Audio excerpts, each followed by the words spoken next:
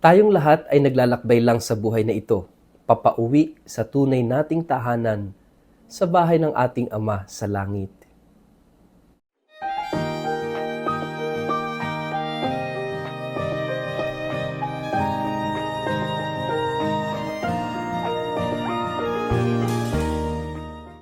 Ang mabuting balita ng Panginoon ayon kay San Juan. Huwag mabagabag ang inyong kalooban. Sumampalataya kayo sa Diyos. Sumampalataya din kayo sa akin. Sa bahay ng aking Ama ay maraming silid. Kung hindi ito totoo, sasabihin ko ba sa inyong pupunta ako roon upang ipaghanda ko kayo ng inyong matitirhan? At kapag naipaghanda ko na kayo ng matitirhan, ako'y babalik at isasama ko kayo upang kayo'y makapiling ko kung saan man ako naroroon. At alam na ninyo ang daan patungo sa pupuntahan ko. Sinabi sa kanya ni Tomas, Panginoon, hindi po namin alam kung saan kayo pupunta. Paano naming malalaman ang daan? Sumagot si Jesus, Ako ang daan, ang katotohanan at ang buhay. Walang makapupunta sa Ama, kundi sa pamamagitan ko. Ang mabuting balita ng Panginoon. Light your way, word of the day, hear what God has to say. Mapagpalang araw po sa inyong lahat. Kumusta po kayo? Ang atin pong word of the day ay homeward. Bago po tayo magpalalim sa atin pong reflection ngayong araw na ito, kayo po ay muli kong inaanyayahan na huwag kakalimutan mag-like, follow at subscribe sa ating page na Word of the Day. Ganon din po sa ating YouTube channel na Word of the Day. Paki-like and subscribe na rin po at paki-share ang video ito sa inyong kapamilya, kamag-anak, kaibigan, mga kakilala sa social media para sama-sama tayo sa pagiging media evangelizers at online missionaries na nagpapalaganap ng salita ng Diyos sa mundo ng social media. Sa lahat po ng nakikinig ng Word of the Day sa pamamagitan ng Radyo Maria Philippines, maligayang pakikinig po sa inyong lahat. Mga kapatid, tayong lahat ay travelers, naglalakbay lang sa mundong ito. We don't have permanent residency. Gaano man kaganda, kalaki ang ating bahay, gaano man kadami ng ating properties, gaano man karami yung ating mga medical insurance, lahat tayo lilipas sa mundong ito. At lahat ng mga naipundar natin ay iiwanan natin because we don't have our permanent residency sa mundo na ito, sa buhay na ito. Yan ang itinuturo ng ating gospel sa araw na ito, yung transiency of life. Tayong lahat mamamatay. Yung gospel na narinig natin today ay ito yung kadalasang gospel na binabasa kapag ka mayroong patay sa funeral masses. At napakahalaga, kapag tayo namatay, lalagyan tayo ng lapida, nandun yung ating pangalan, lalagyan yung birth date at saka yung date of death. At sa pagitan ng dalawang petsang ito ay ilalagay yung maliit na kudlit na nagre-represent sa buhay natin. Yung maikling buhay natin, inilalagay sa maliit na kudlit. At totoo naman, yung buhay natin ay isang kudlit lang, kumpara sa buhay na walang hanggan. Kaya nga yung kamatayan is not the end. Hindi ito katapusan ng buhay, kundi ito ay simula ng buhay na walang hanggan. Ito'y simula ng buhay sa langit, no? Kaya nga, napakahalaga na maunawaan natin, tulad ng sinasabi sa ating gospel, that we are only travelers. At itong paglalakbay na ito ay homeward bound. Naglalakbay tayo pabalik sa tunay nating tahanan at yan ay sa tahanan ng Ama.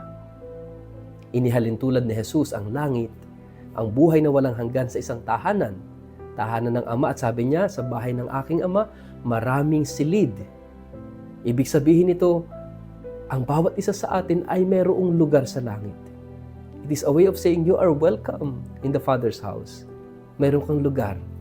Hindi ka ma-out of place dito, kundi meron kang lugar sa langit.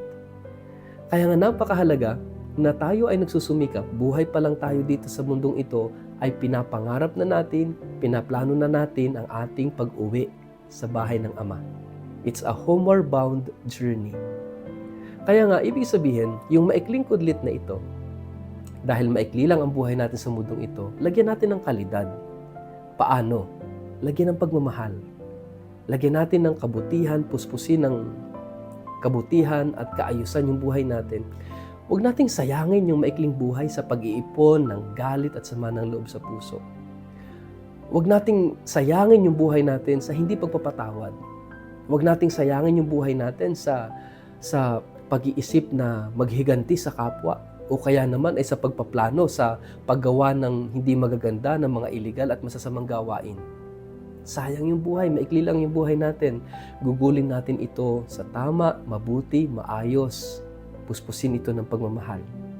Bilang paghahanda natin sa pag-uwi sa bahay ng Ama. Dahil ang pag-ibig ang susi sa bahay ng Ama. Kapag walang kabutihan at pagmamahal sa puso, hindi tayo makakauwi sa bahay ng Ama. Mga kapatid, lagi natin tatandaan, maikli lang ang buhay. Huwag nating sasayangin. At lahat tayo, pangarapin nating makauwi doon sa langit, sa bahay ng ating Ama. Kaya sabi ng ating Panginoon, kapag naipaghanda ko na kayo ng matitirhan, babalik ako para isama kayo doon sa kinaroroonan ko. At ito yung kahulugan ng kamatayan para sa ating lahat ng mga Kristiyano, ang pagbabalik ni Jesus. Dahil ang pagbabalik ni Jesus sa oras ng kamatayan ay pagsama natin sa Kanya sa buhay na walang hanggan. Ito yung hindi maunawaan ng mga alagad. Kaya sabi ni Jesus sa kanila, alam niyo na ang daan patungo sa pupuntahan ko. Sabi ni Tomas, hindi nga po namin alam. Sabi ng mga alagad, hindi po namin alam kung saan kayo pupunta. Paano namin malalaman ang daan? Ano sabi niya? Ako ang daan, katotohanan at buhay. Walang makapupunta sa Ama kundi sa pamamagitan ko. Which means, hindi tayo makakarating ng langit, hindi tayo makakarating sa buhay na walang hanggan, hindi tayo makakarating sa Ama kung hindi tayo dadaan kay Jesus. At ano ba yung daan? Ano ba yung ibig sabihin nitong dumaan kay Jesus? Of course, napakahalaga ng ating relasyon kay Jesus. At napakahalaga na yung turo, yung pamumuhay ni Jesus ay ating isinasabuhay. Kung yung buhay ni Jesus ay mayroong passion, death, and of course, resurrection, ay tayo rin kinakailangan dumaan sa ganung proseso na tayo rin ay magpakasakit, mamatay, para muling mabuhay. At ano ba itong tatlong ito? Itong Paschal Triduum na ipinagdiwang natin ng Holy Week. Ito'y buhay pagmamahal. Na kapag nagmamahal ka, you have to be ready to suffer. Kapag nagmamahal ka, you must be ready to die. Pero pag nagmamahal ka, dapat handa ka ring muling mabuhay. Dahil sa nagmamahal, walang kamatayan kundi buhay. Ang buhay natin ay pagmamahal. Kaya nga habang tayo naglalakbay sa buhay na ito, papauwi sa ating Ama. Punuin natin ng pagmamahal yung bawat hakbang, yung bawat desisyon, yung bawat kilos, yung mga relasyon na meron tayo, siguraduhing puno ng kabutihan at pagmamahal. Upang sa ganon, pag-uwi natin sa bahay ng Ama, tayo ay susunduin ni Jesus at isasama niya tayo sa buhay na walang hanggan. Mga kapatid, huwag mong kakalimutan, wala kang permanent residency sa mundong ito. Dahil ikaw ay resident and citizen of heaven. Doon tayo nakarehistro forever and ever. Sa bahay ng Ama, sa langit. Sa ngalan ng Ama at ng Anak at ng Espiritu Santo. Amen. Ama naming Diyos, salamat sa pagsusugo mo kay Jesus na iyong anak upang maging sundo namin, maging daan namin papunta at papalapit sa iyo. Sa buhay na ito, huwag mo kaming pababayaan. Huwag mong hayaang malayo kami sa iyo. At nawa kami sa oras ng kamatayan ay sunduin ni Jesus na iyong anak at ihatid sa buhay na walang hanggan. Amen. Pagpalain po kayo at ingatan ng makapangyarihang Diyos, Ama at Anak at Espiritu Santo. Amen.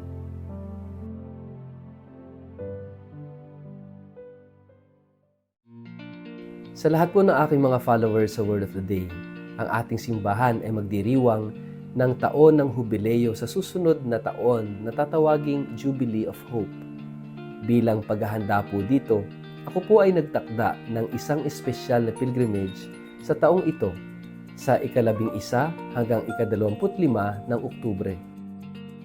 Maliban sa pagbisita sa mga kilalang syudad sa Europa tulad ng Paris at Lyon sa bansang France, sa Rome, Milan, sa Venice, sa Florence, Pisa at Assisi sa bansang Italia, Ang pilgrimage na ito ay may natatanging katangian. Bibisitahin po natin ang ilang mga Marian shrines tulad ng Our Lady of Miraculous Medal at ang Our Lady of La Salette sa France. Gayon din, ang Holy Face of Jesus of Manopello at ang Eucharistic Miracle sa Lanciano, Italy ay atin ring mabibisita.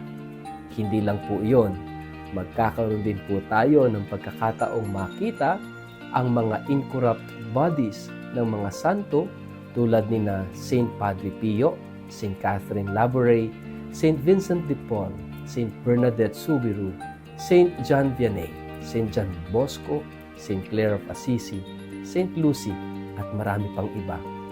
Magkakaroon din tayo ng pagkakataong mabisita ang 4 na basilika sa Roma at ang ilang mga historical at itinuturing na wonders of the world tulad ng Eiffel Tower, Leaning Tower of Pisa, ang Colosseum at marami pang iba. Kung kayo po ay interesadong makasama ako sa espesyal na pilgrimage na ito, maaari po kayong tumawag o mag-text o mag-email sa mga sumusunod na contact details na nakikita nyo sa screen. First come, first serve basis lamang po ito. Kaya kung kayo interesado, huwag kayong mag-atubiling mag-contact sa amin. Maraming salamat po.